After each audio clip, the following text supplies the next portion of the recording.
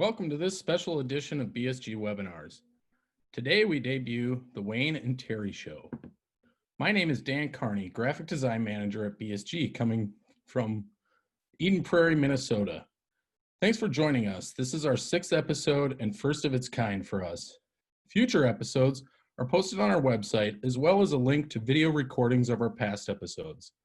The page can be found by going to bsgcraft.com/webinars. New episodes generally air on Thursdays at 1 p.m. Central Standard Time. Next week, we have RAR Malting Co., the history, places, and people behind the malt of reputation, with Aaron Reminisce and Bob Sutton. Throughout the webinar, please ask questions through the Q&A function, center of the toolbar. We will try to answer questions as we go, so feel free to chime in. Today's format's a little different. It will be less of a formal presentation and more of a casual discussion between colleagues. First, we have Wayne SCHECK, Director of Strategic Marketing at BSG, Terry Little, VP of Sales at BSG, and Terry's dog Lola, furloughed her whole life. Today's episode is titled, No, What Are You Drinking? In this episode, Wayne and Terry talk about trends in the brewing industry, reminisce about first beers, their personal beer evolution, salted nut rolls, as well as ask the answer, what are you drinking and what's in it? Enough about what's going to happen. Cheers, guys. How's everyone doing? Hey, cheers. Cheers. How are we all doing today? Good. Terry's clearly ill-prepared without having his beer pre-poured for the show. There you go. Cheers. I promise this is in fact beer.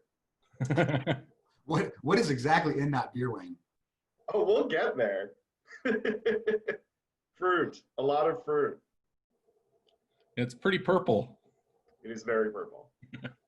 Well, it's good to have both of you on, and I think this is going to be a little something fun we can both enjoy and have some participants enjoy it as well, and maybe bring a little lightheartedness to the last 3 or 4 months we've been kind of living the day-to-day. Yeah, I mean, it's, with webinars, we've kind of been doing a more serious tone or, educational tone, and thought it'd be a good idea to maybe kind of relax a little bit and just sort of see everybody out there and, have more of a general discussion versus technical discussion. So I think we've got quite the agenda: nut rolls, beer, dogs, beer, industry talk, and of course, Wayne's banter, which will be an exciting time. Yeah, to that point, I think the goal of this is really to make this as casual as possible and bring everybody into this. So please, we beg, ask some questions. The goal here is really just chat with you guys, talk about beer, and see what happens. Yeah, and a big part about it too is just to kick it off. We've gone through some challenging times in the industry, and I want to just mention we probably don't have a lot of customers online right now, but I want to make sure that as we work through the next coming months, coming out of what we've been experiencing with the pandemic, and brew houses are lighting up and we're getting people back to work, BSG, our sales team, our customer service team, our accounting team is here to work with our customers on a case-by-case basis. So it's really important.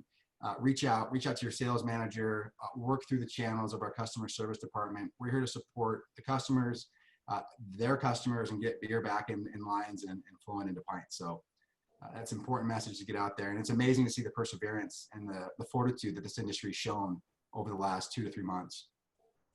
It is. It's been cool to see how a lot of breweries have evolved, or not so much evolved, but quickly adapted to, the quarantine situation and things like that. So it definitely changed the way that I was shopping, sticking to local places, things like that, and kind of buying in bulk too. Yeah, stocking up the beer fridge. Speaking of that, what are you drinking, Wayne? So I get to start because my beer is purple. I am drinking Modest Brewing Company. So I'm coming from Minneapolis. Locally here we have Modest Brewing Company, big fan.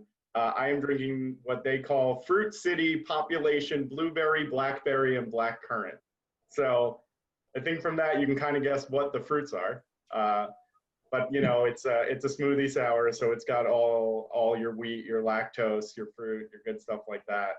And yeah, I mean, as we talk about how we buy beer and what's happened over the past few months, one of the things that I personally have been really excited to see is that launches and innovation kind of haven't slowed down too much. So personally, you know, if we talk about how buying habits have changed, I've been really following what new beer launches have been happening and doing my best to get out there and experience it. Because, you know, typically I would watch those and try to get there, but now I'm making more of a concerted effort, support the guys I love, and make sure that, you know, innovation doesn't take a back seat right now. Yeah. Terry, what about you? What are you drinking? I'm on the complete opposite spectrum of the scale, and there's nothing wrong with that. I'm drinking a local beer, one of our customers, Silver Moon Brewing. It's a Czech inspired Pilsner, delicious. It is only 11 o'clock here in Bend, Oregon. I did not want to go too deep because after this, we've got work to do and customers to support. So it's a fantastic beer. And again, to your point, just buying habits, things of that nature. You know, recently, you know, I live in a smaller community, and my wife and I have been going out supporting local restaurants, breweries, doing what we can to get people back into somewhat of a normal routine. It's important. We all start our own little level and work it out. You know, it starts at a micro level and goes macro. So I'm really excited to be out and experiencing good beer, fresh, good beer again. It's been a little too long for me. Dan, what about you? What do you got? I have from Duluth, Minnesota. I'm more of a Centennial hop junkie. So I got their Bent Paddles, Bent Hop Golden IPA. It's a beer you can find around Minneapolis and all of Minnesota, which is nice. And it's always solid. It's always, you know, a good go-to if you need to. But yeah, to your point, Terry, we're like drinking local. A great quote that I heard from Omar from Surly Brewing Company was, you know, at the beginning of the whole COVID situation was drink local beers if you want to see those breweries make it out of the end of this. And, you know, I thought that was a great message. And so that was how my buying habits kind of stuck was, you know, visit the friends and people that I know that, you know, you could see visually were suffering, but obviously have turned themselves around and adapted to this, made bigger patios, done everything they can to get people back in the doors. So it'll be nice to share pints with friends again. Dan, sorry, I was tuning out a little bit while you were talking because my favorite BSG employee has been distracting me since she got on the air.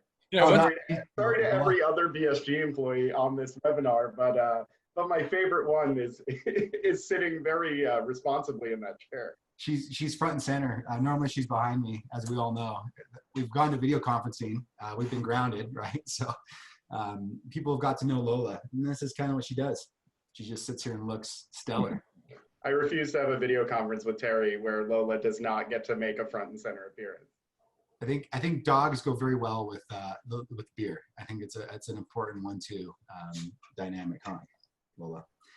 You know, something to recognize is during this, you know, our distribution centers, our customer service, BSG as a whole, from customer service all the way through logistics, operations, our accounting department, new product development, marketing, we've all come together and really, I've seen the perseverance in our own company match that of our industry. And I think it's important to recognize we're ready as brew houses fire back up to respond to customer needs. And again, we're going through a pandemic that none of us have ever experienced. And as we go through that, there's learnings and we're adapting quickly, but we might make a misstep. But number one thing is our customer experience and our customer support that we want. It's unparalleled. We're there for our customers on every order, on every dynamic of that order to ensure they're getting quality ingredients in a reliable manner. So please reach out to your service managers, your customer service managers, as well as our sales managers for support. We're ready to go, and I think that's important to recognize as breweries are having to segregate tables 6 feet apart and make sure we're safe as we go back to a normal reality, that BSG is there to support them.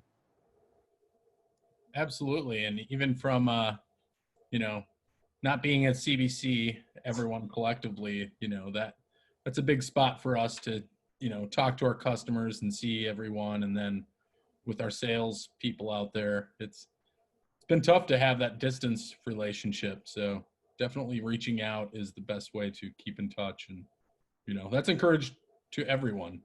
Mm-hmm. But so, we were going to talk about beer evolutions. And obviously, right now, if you're in a quarantine and you're kind of shopping local, have you stuck to kind of where you started when you first started drinking, or has that even evolved in quarantine? Because it kind of did with me a little bit. I kind of moved. I always like IPAs. They're always great, have a couple of them. But Pilsners and things like that have definitely been something that I personally enjoy more. So, Wayne, I know from knowing you that you probably went from fruit to marshmallow back to fruit. Yeah, I shout out to Modest as well. They love putting marshmallows in beer, and I love marshmallows, so I do stalk them whenever they have a marshmallow release. But no, I mean, how I started with beer really was kind of the opposite end of the spectrum. I think, blasphemous to say, but when I started drinking beer, I hated beer. And I think that's because, it was college and all I was drinking was watered down light lagers, and I didn't understand it and I didn't get it. And it really just wasn't doing it for me. And then I was exposed to my first craft beer that I remember being exposed to was Magic Hat No. 9 back out on the East Coast, the not quite pale ale. And I was joking before this, I was looking up how they describe their beer, and it's floral, fruity, hops, low IBU, kind of a pale ale. And I laugh at how ahead of the curve that was, because a beer like that is all the trend these days. But yeah, so that was the first beer that I had, and I was like, hey, I think there's something to beer. Maybe I don't hate all of it. And as I've gone on, I really, everyone, at BSG knows this and kind of makes fun of me a bit about it, but I go for the wackiest thing that I can find, put marshmallows in it, put fruit in it, sour, sweet, milkshakes, whatever. The crazier it is, the more I'm into it. And when I go to a liquor store, I'm looking for the weirdest thing I can find on the shelf, always willing to give it a try. And I think everyone knows that about me, and that's kind of my niche in this world. Terry, what about you as you drink your crisp, clean, light lager? Yeah, I mean, I love IPAs. I love classic hops, Chinook, Centennial, Cascade. Those varieties really kind of stand out to me, in a good classic West Coast IPA. But I've definitely gone more Pilsner in the last, probably since the start of COVID. And I think maybe because I've been a little stressed out, maybe I'm having a little more, 2 or 3 more pints than I normally would on the IPA scale. Just because I got more time with family. When we turn off at the end of the day and we can unwind, my life's personally changed, been affected by this, not traveling and kind of, a hard stop to really focusing on how we can better serve our customers. And then, maybe spend some more quality time, around a good beer. So I've been sticking pretty strong with Pilsners and lighter lager beers. And I think to that point, Terry, one of the things is that you and I travel quite a bit for work. So you and I are kind of all over the place typically. And obviously when we travel, we're looking for what the craft breweries are wherever we end up being. And I think COVID has been a time to rediscover local breweries. And I've been, watching the local guys more intently than I ever have before, just because, when I'm trapped at home, I at least want to give my local guys more of a shot these days. Yeah. And then I do miss, although I'm in Bend, Oregon, I miss being out in the Minneapolis area.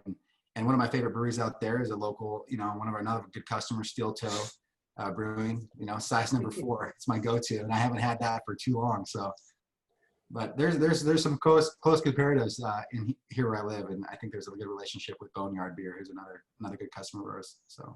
Yeah, I mean, even I live in Minneapolis, and Shakopee, where we work, is about a half an hour from here, so I don't get down there too much. But shout out to Badger Hill, another good one that I haven't seen since this all started, but a Shakopee staple, and much appreciated for their beer selection down there.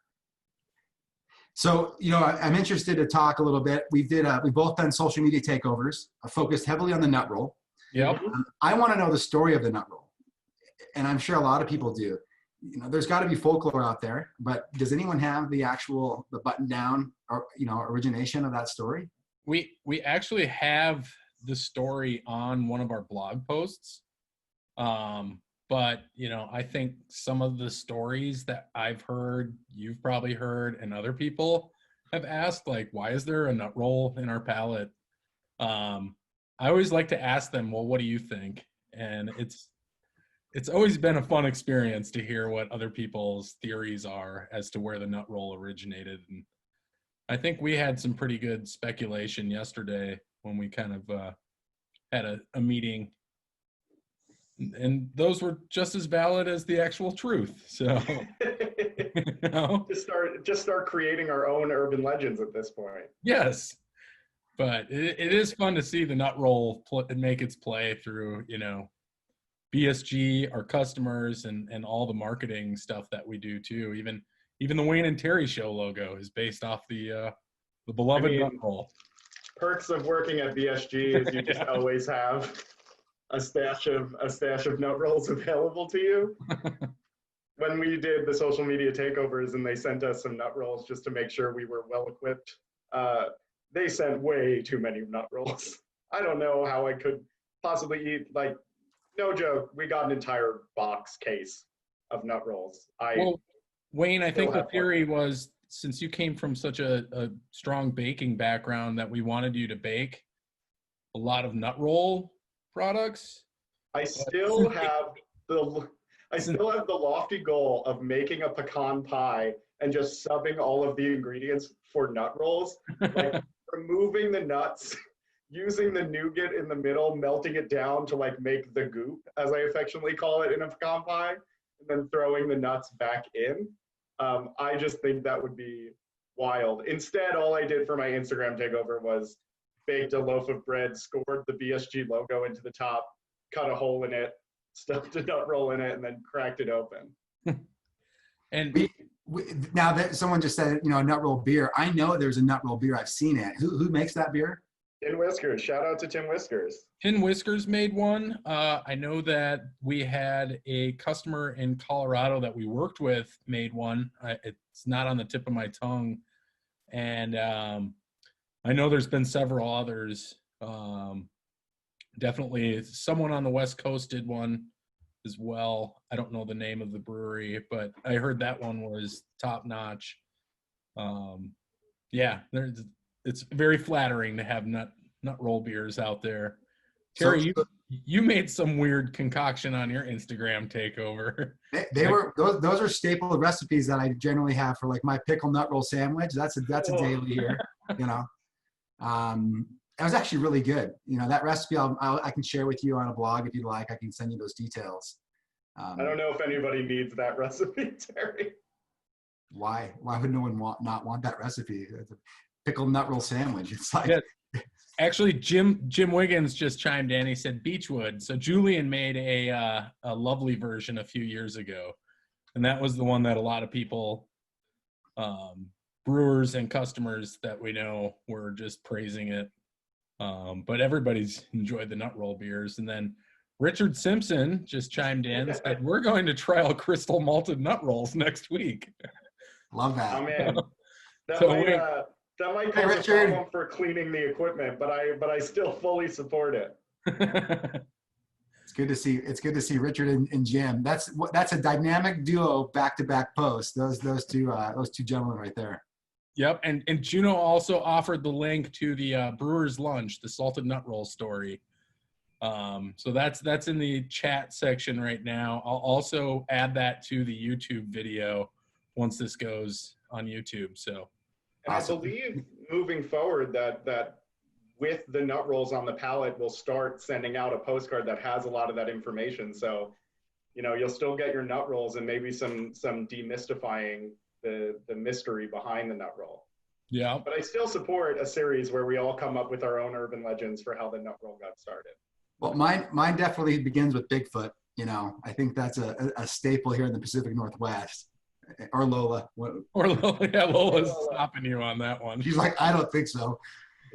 For me, I think if we're going full urban legend, I gotta say, I don't think it was Bigfoot, Terry. It must have been the Jersey Devil. I gotta give New Jersey the credit it deserves. I think it was used to bait out the Jersey Devil so that it wouldn't come wouldn't go near the grains.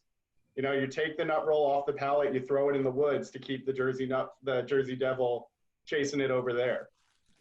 I don't even know what the Jersey Devil is, and I'm kind of glad. Maybe I need to look it up. Listen, proud New Jersey cryptid right there. Come on, one of the classic cryptids in America. He lives in the Pine Barrens. Come on, like the Mothman.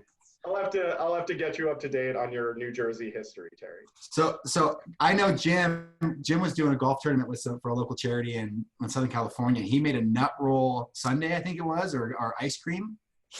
And I don't know if the exact recipe, but it would be a good idea to post these amazing recipes we're doing on our channel, let people enjoy them for themselves. So I think we should start with the pickled nut roll sandwich. That's my number one. And even interact with customers that have potential nut roll recipes that they would prefer to share. Is it true? Eric said that there's not a nut roll in the Canada shipment. He said he does not know. He doesn't have an idea of what a nut roll is. So I think Eric, we'll send you. We need to send you a nut roll. Oh, I like Jim's suggestion. I would definitely eat a bacon wrapped nut roll any day of the week. Yeah, and a nut roll stout float sounds pretty good on a nice San Diego summer day. Oh wait, they're all summer days in San Diego. 70 and sunny. Right. What is the weather like in the Twin Cities right now? What are you experiencing? Snow? No, it's great. It's actually very nice. Terry, I think we can have this conversation, but I think Lola has decided it's the Lola break time, where we give Lola all the attention she deserves. She wants this last cookie. You know, for a bulldog, she's very agile.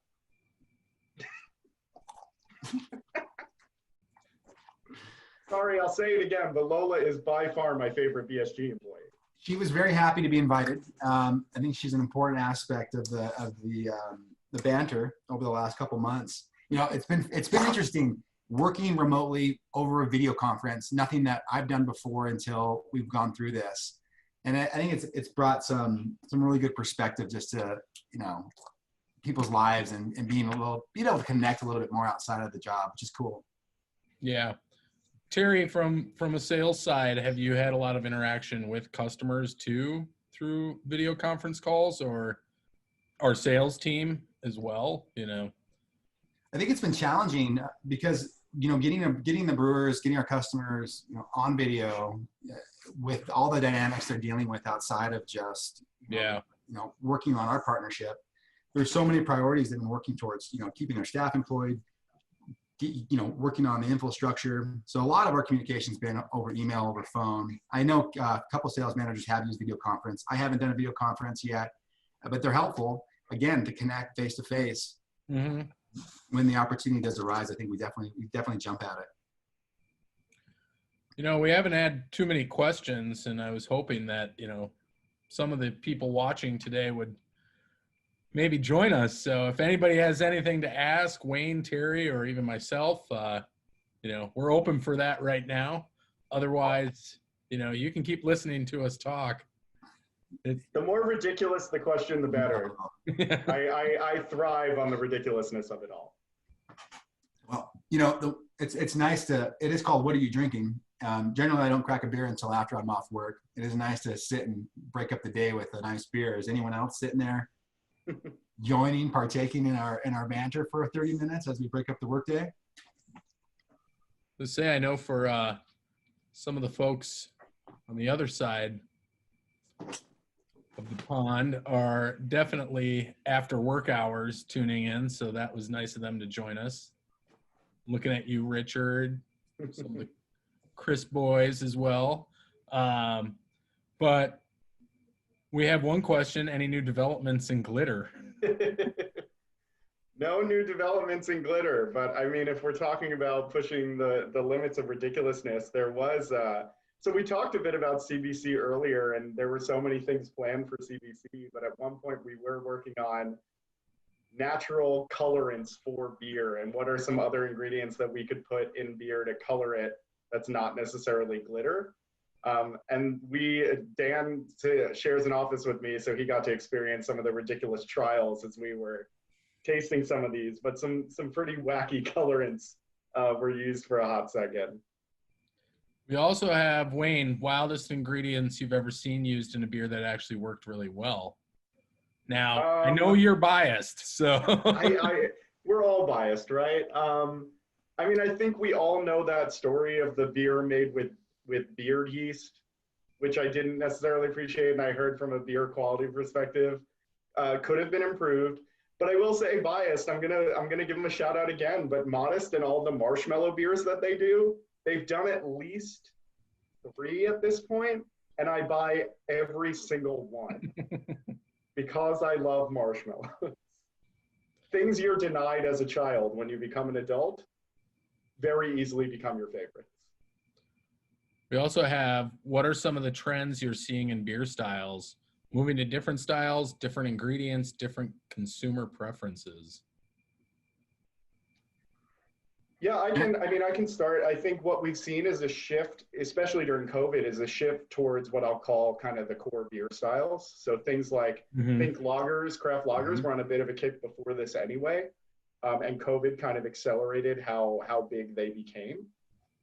What we've seen in the past few weeks is a bit of a bounce back from that. So I do think that you're not going to see the end entirely of hazy beers, the haze craze, fruited beers, and things like that. But I will say, I think the market is, I'll say, recalibrating itself on what the ratio is of kind of the wacky to the core kind of beers. Terry, what do you see in industry? Yeah, I definitely feel there's a leaning towards a lighter, crisper alternative, pilsners, lagers. We're seeing, different ways of making those move through the pipeline and the manufacturing process a little quicker on the fermentation side. Other products coming out to market. So I think we're going to continue to see a rise in lagers and lighter styles. In fact, we're working on some really neat stuff with RAR coming out in the summer that we'll be announcing pretty soon. So there's some exciting stuff, but I think we continue to lean into pilsners and lagers in the next coming months. Yeah, and I will say. Oh, go ahead, Wayne. I was just going to say, from the ingredient portion of that question, I think one of the things I watch really closely right now is what are ingredients that can kind of sub into a typical beer recipe pretty easily, but actually be pretty interesting. I think one example of that is we launched some molasses. We brought it on a lot for the distilling industry as well, for rum production, but I know we've seen some beers produced with molasses, which I think is obviously you can sub that into a beer recipe pretty easily, and it can give you a really interesting profile. To Terry's point, we're also working on some other really interesting grains that I think, again, could sub into a mash bill pretty easily, but lead to a really cool finished process. Yeah. And we have one more question that we can get to today. How do you see the dynamics of beer production and distribution change as we move through COVID-19 pandemic? Yeah. I mean, I think Wayne and I are pretty lockstep here. We're witnessing something we've never seen before. I think, a brewery is a manufacturer. They're going to go through a manufacturer cycle. They've got a short window. There's code dates they're dealing with. There's draft that was out in market that expired now, and we've had to return those, and that beer went down the drain. So on the manufacturing side, I think we'll see a big snapback to fill tanks. And I'm just hoping that consumer behaviors and the local governments open up, and we can start to see those beers have market through outside of just packaging, but again, taps and tap handles and bars and restaurants. It's really hard to say right now. I think we see if you have packaging means, you have outlets to distribute the beer, you're in a better position to go to market. And unfortunately, a lot of our customers, that hyper-local method, that real local craft beer, besides to-go sales, there's no real distribution network to get that beer into market and move it through at the volume that they were putting through the tasting rooms. So I think we're gonna have to watch that. And I don't have the answer for that, but it's something we're definitely watching carefully to make sure we can adapt and provide the support to the customer base that we have. Right. And I think I think one of the good things there is that the support for local has been stronger than ever throughout this. Even though they haven't necessarily had that distribution, I believe that to-go sales have been as good as they can be as people try to maintain that local support. So I do think that even though there was maybe a pause in how some of that beer was distributed, coming out of this, I think the local sentiment is going to be as strong, if not stronger, than it was before. You know, and some businesses have done better. Some breweries, some tap rooms have had increased sales, to-go sales, depending on, you know, location, I think, and then also just the, you know, styles and other dynamics. But we did see some breweries who actually, you know, grew volume through the last couple months. Yeah. Well, I know I love my local breweries, but I'm excited to get back to Denver to have a beer shot slow pour pills. So. Oh, I'll always take a slow pour pills, even though it's the antithesis of the beer I typically drink, but it's such a good beer. It is. It's great. So, well, anyway, guys, Wayne, Terry, thanks for taking the time and sharing your stories with us today. It's always fun. Cheers.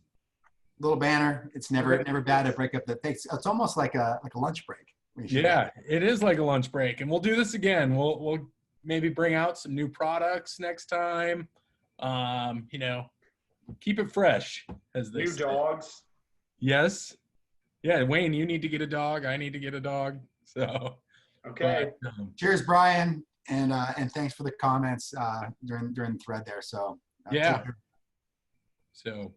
Anyway, anyone, if we didn't get to your questions today, please send them to info@bsgcraft.com, and we'll work with Wayne and Terry to get you some answers. So, and also remember, future episodes, you can register for them on our website at bsgcraft.com/webinars.